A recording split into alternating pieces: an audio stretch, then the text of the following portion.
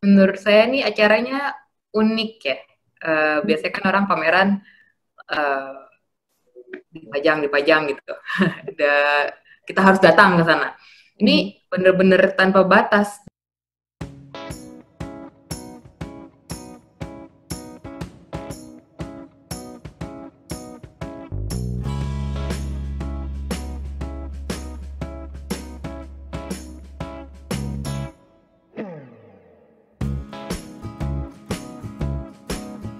Kita untuk pertama kita akan mendengarkan sesi atau pemaparan karya yang dipamerkan oleh Mbak Melanie Pandiangan ya Mbak ya. Ya, Melania Pandiangan. Mbak Melania. Jadi di sini Mbak Melania adalah salah satu peserta dari pameran NGI ini. Sekarang saya kerjanya di Bandung, di sebuah konsultan arsitektur namanya Penta Architecture. Mungkin beberapa di sini ada yang kenal, ada orangnya juga di sini. Gitu. Sekilas singkat tentang saya. Nanti di presentasi saya akan ada lengkapnya sih. Mbak Camelia boleh diperkenalkan dirinya juga, Mbak Camelia. Silakan. Halo. Halo. Semua, saya Camelia. Nama saya Camelia Jambari dari sekarang berada di Kuala Lumpur, Malaysia. Jadi kalau saya sekarang bekerja di Ibuku Bali, sebuah kantor. Mungkin ada yang tahu Green School. Jadi sebuah kantor. Siapa yang nggak tahu sih? Ya, terkenal banget ya Green School itu ya. Udah tahu semuanya. Jadi saya juga tahu Ibuku karena tahu Green School, jadi saya coba untuk mencari kantor mana yang mendesain bangunan-bangunan bambu di Green School yang bagus. Jadi saya coba apply kerja di Ibuku dan berjaya untuk bekerja di sana. Sekarang sudah hampir 2 tahun di Ibuku Bali.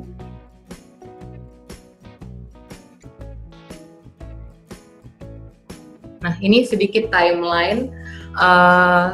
Saya mulai ada di dunia arsitektur itu tahun 2008. Itu kuliah S1 di Unpar, Universitas Katolik Parahyangan sampai 2012. Lalu sambil kerja saya kuliah lanjut S2 di ITB tahun 2013 sampai 2015. Nah, dari tahun 2016 sampai sekarang saya kerja di Penta Architecture. Nah, karena ini ruang tanpa batas, jadi saya cerita sedikit. Waktu lulus tahun 2012, lulus sarjana arsitektur ya, kita belum bisa dibilang arsitek. Sejujurnya saya waktu itu merasa tidak berbakat di bidang arsitektur. Jadi, tapi saya ingat ada pepatah yang mengatakan, do not limit your challenges, but challenge your limits. Setahun kemudian setelah kerja, saya coba menantang diri saya. Bukan berarti karena saya merasa tidak berbakat, saya harus mencoba. Jadi ini suasana di studio di waktu semester-semester awal yang foto paling kiri ini. Lalu di sini mulai beranjak ke studio tingkat intermediate, SPA 5 udah mulai digital, dan ini saat lulus skripsi. Nah, di situ saya mikir, apakah saya masih mau di bidang arsitektur? Saya coba kerja setahun, dan saat itu saya memutuskan, ayo coba lagi. Akhirnya saya kuliah. Nah, ini yang mau saya share hasil kuliah saya, tesis. Kenapa saya pilih tesis? Oke, sebelum jumlah sini, kenapa saya pilih tesis? Karena kebetulan ini NBA PKU ya, judulnya Pekanbaru. Pada waktu itu saya mengambil topik tesis saya di Pekanbaru. Nah, jadi ini buat teman-teman yang dari Pekanbaru mungkin tahu, ini lokasinya di Pasar Bawah, yang pelabuhan lama itu. Mungkin sekarang udah beredar ya, proposal desain ya untuk revitalisasi area ini. Agak sedikit berbeda memang dengan yang saya bikin. Dan dari rencana pemerintah daerah itu mengatakan bahwa area ini akan dijadikan fasilitas komersial.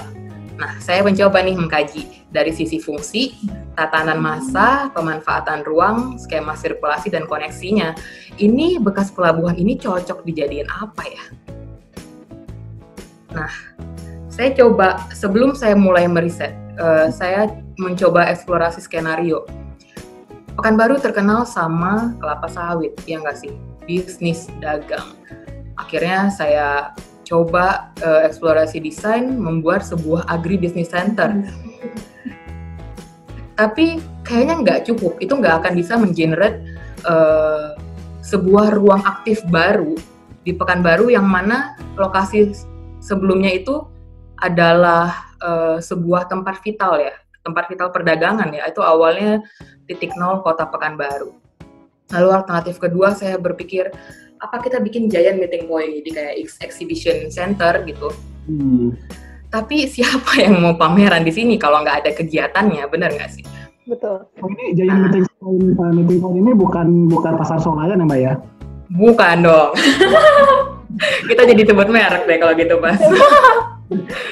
Nah, lalu yang berikutnya Melayu Riau Park, Taman Melayu Riau. Kan kota Pekanbaru, kota madani.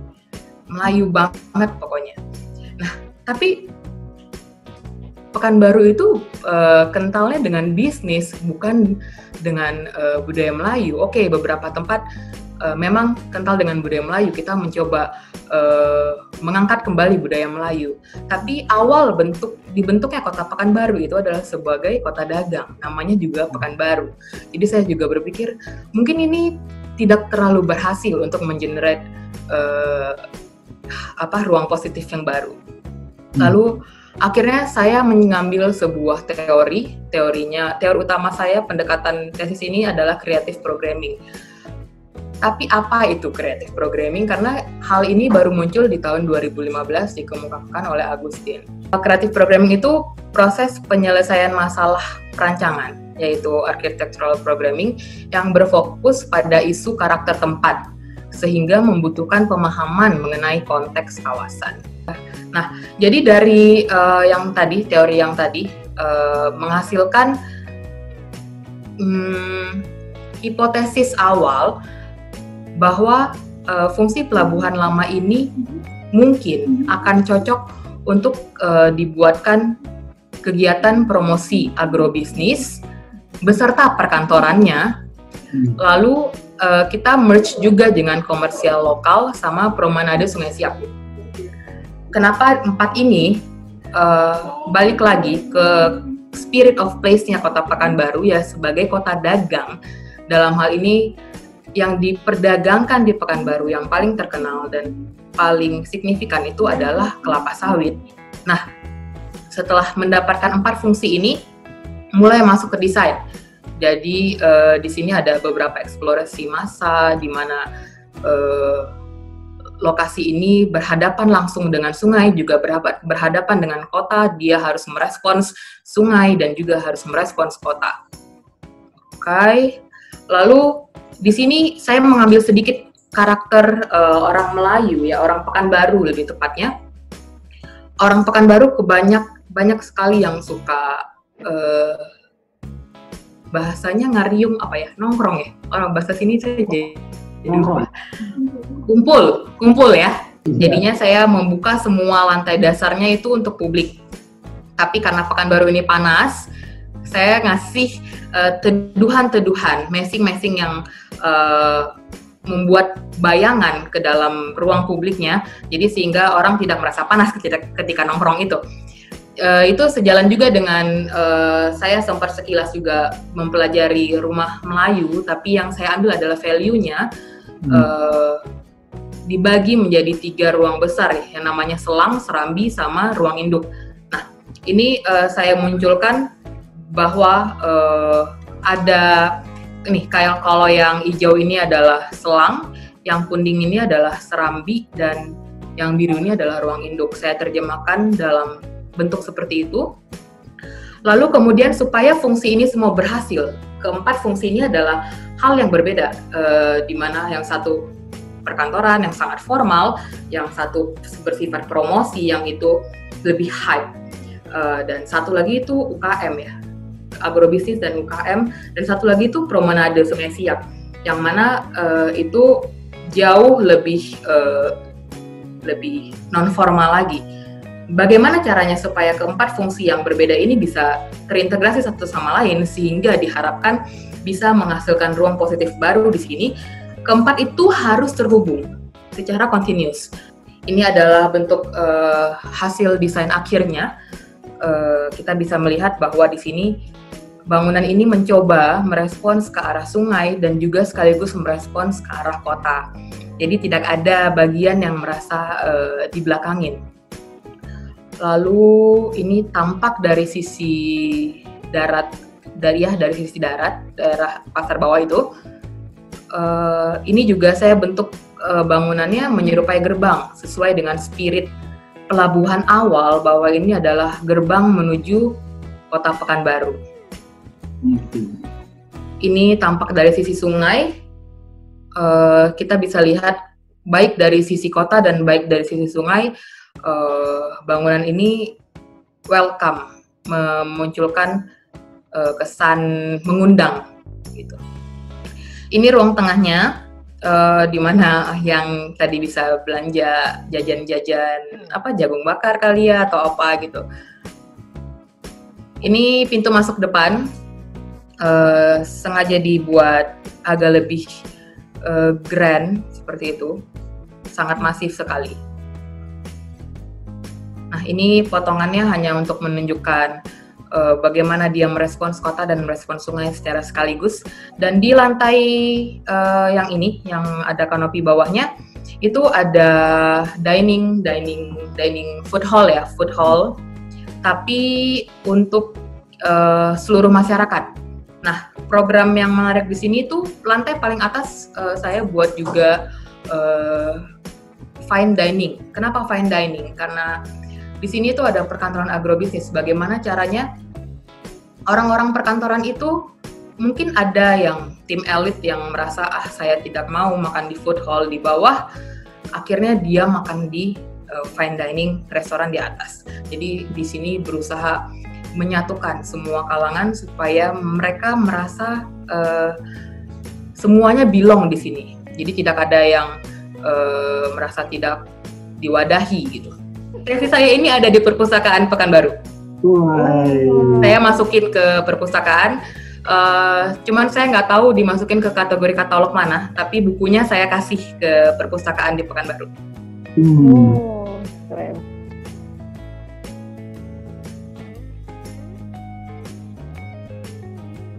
Jadi proyek ini adalah proyek interior kantor yang bernama Berjaya Air. Jadi lokasinya di sebuah bandara domestik di Malaysia.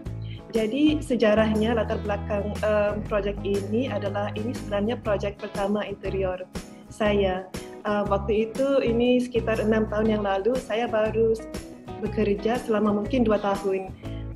Dan belum pernah ke site, belum pernah ke construction site, dan belum pernah membangunkan projek secara realistik. Jadi cuman konsep doang dan mungkin sampai ke stage schematic design.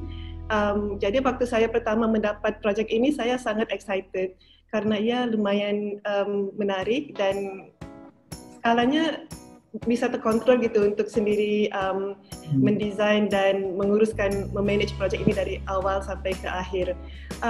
Jadi kalau dilihat ini sebenarnya project renovasi kantor untuk staff airline, sebuah airline. Konsepnya sebenarnya di dalam ruang tertutup ini ada konsep saya adalah open plan konsep, di mana semua seating areanya terbuka dan sharing di dalam satu ruang yang nggak tertutup, dan meeting room itu saya posisikan di tengah di sini, dan di sini adalah kayak linear lobby buat multi purpose activities, dan mungkin di pojok yang di sini saya tempatkan CEO office-nya. Lumayan straightforward layoutnya. Yang saya tertarik adalah untuk mengeksplorasi material plywood. Jadi ini adalah peluang waktu yang saya pertama kali mengeksplor material plywood di project ini. Jadi konsep saya sih kayak begini, namanya collapsible furniture system. Ide saya pengen menciptakan suatu furniture yang bisa collapsible, bisa detach, pasang. Ya, di assemble kembali kayak gitu ya. Betul. Itu ide saya. Terus jadi ini konsep saya di sini, collapsible. Ini diagramnya dan ini hasilnya. Nah, kebetulan walaupun ini pertama kali saya mendesain sesuatu kayak begini, untungnya saya itu waktu itu saya mempunyai seorang tukang furniture yang sangat antusias. Jadi saya banyak belajar dari dia. Contohnya tebal plywood itu cuma ada yang available di Malaysia cuma 3 mili sama 6 mili. Kalau kita mau mendapatkan yang tebal harus menjalani proses laminasi, compacting dan sebagainya. Dan kalau kita cuma rely on plywood itu aja, itu nggak cukup kukuh untuk dijadikan meja contohnya. Jadi harus ada kayak steel plate di dalamnya untuk mengukuhkan, untuk memperkuatkan struktur furniture-nya kan kayak gitu. Nah di situ saya banyak belajar dari tukang furniture-nya. Terus saya juga menjadi sedikit ambisius karena punya support system begitu kan, pengen menggunakan lagi plywood ini sebagai material utama di kantor ini. Jadi bukan hanya di furniture-nya, saya juga pengen menjadikan plywood sebagai material utama di finishes dindingnya misalnya dan lantai sama shelving dan sebagainya. Jadi saya pengen fully utilize this material tanpa mempunyai apapun pengetahuan tentang construction dan material plywood ini. Jadi akhirnya proposal saya ini saya propose ke klien saya, dan untungnya kliennya juga orang yang lumayan adventurous. Klien yang punya budget dan masih muda, jadi dia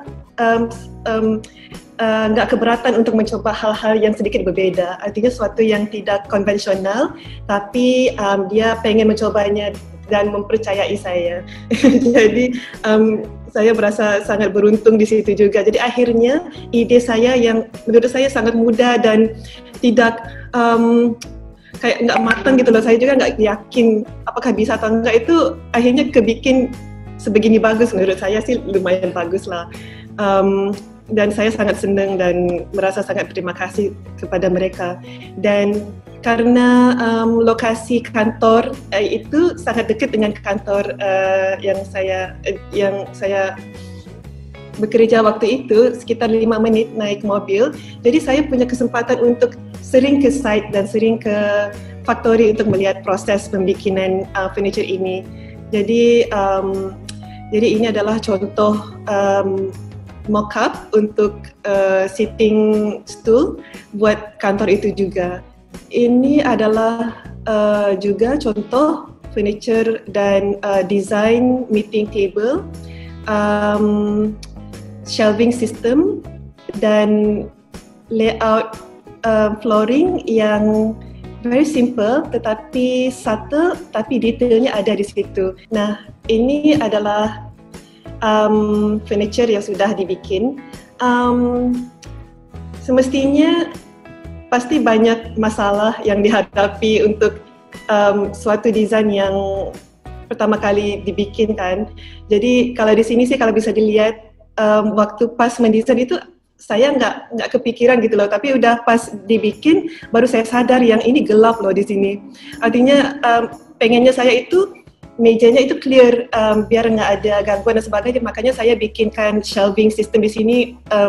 Niat saya sih untuk menaruh buku dan sebagainya atau files dan personal belongings di sini dan tidak akan mengganggu ruang kerja, meja ruang kerja di sini. Tapi ternyata akhirnya gara-gara lighting di sini ini gelap banget, dan ya ini suatu yang saya tidak expect pas mendesain. Tapi untungnya punya klien yang sangat understanding dan mereka akhirnya memutuskan untuk menambahkan lighting di sini.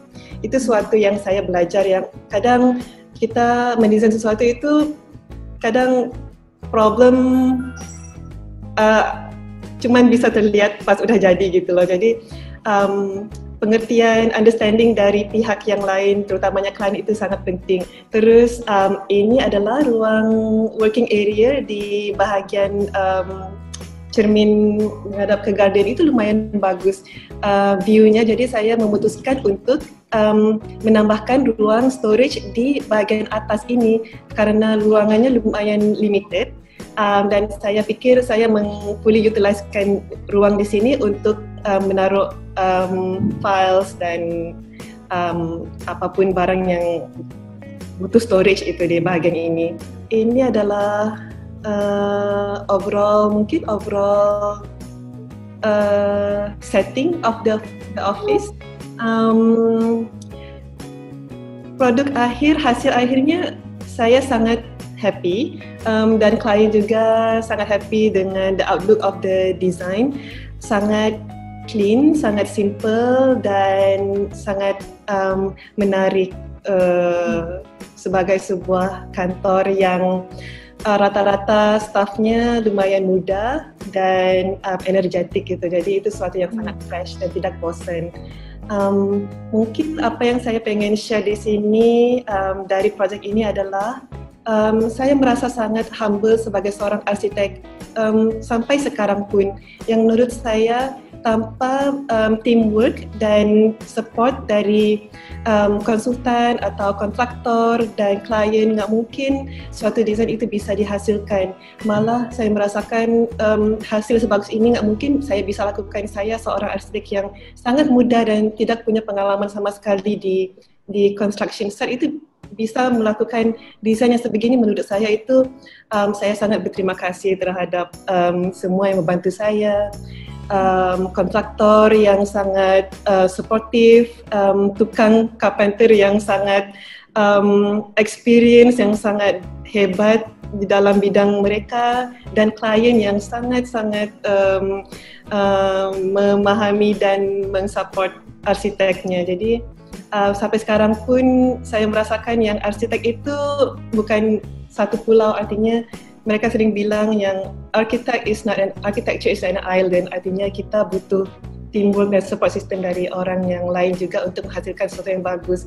Kalau enggak, suatu arsitek cuma bisa melukis drawing yang bagus di atas kertas, tapi tanpa mereka-mereka ini nggak mungkin itu bisa terhasil menjadi suatu bangunan atau suatu benda yang kita bisa lihat sekarang. Saya boleh tanya Mbak Camelia, jadi kan tadi menggunakan plywood, dan plywood itu sendiri kurang lebih lebarnya kan cuma 3 mili atau 6 mili. Nah, itu berapa mili yang digunakan untuk ukuran kaki mejanya sendiri?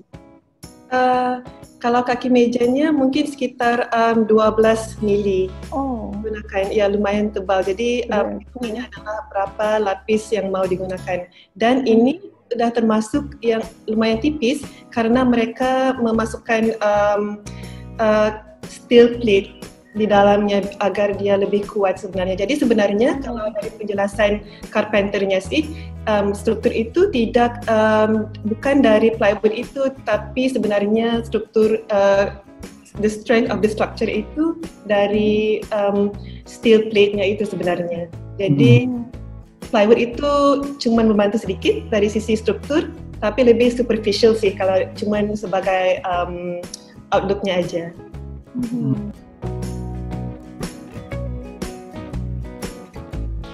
Kalau saya sih mungkin jawaban saya nggak akan terlalu kompleks, tapi secara personal itu ternyata itu satu platform yang bisa mengekspos diri saya di Malaysia dengan desainer-desainer di Indonesia, dan memang mungkin saya juga pernah baru share barusan tadi yang memang saya ingin lebih mengenal desainer-desainer dari Indonesia, dan ini salah satu platformnya. Jadi kalau misalnya ada lagi platform kayak begini yang lain, itu menurut saya sangat bagus. Ini salah satu contohnya yang dengan platform ini saya bisa mengenal teman-teman arsitek dan desainer di Indonesia.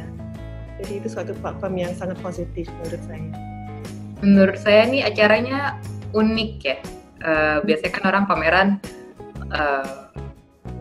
dipajang gitu. Ada kita harus datang ke sana. Ini bener-bener tanpa batas, dan uniknya itu kita harus mengajak teman luar negeri yang menjadikan ini sebuah pameran internasional gitu ya ceritanya. Ini idenya kreatif sekali sih. Thank you NBA PKU.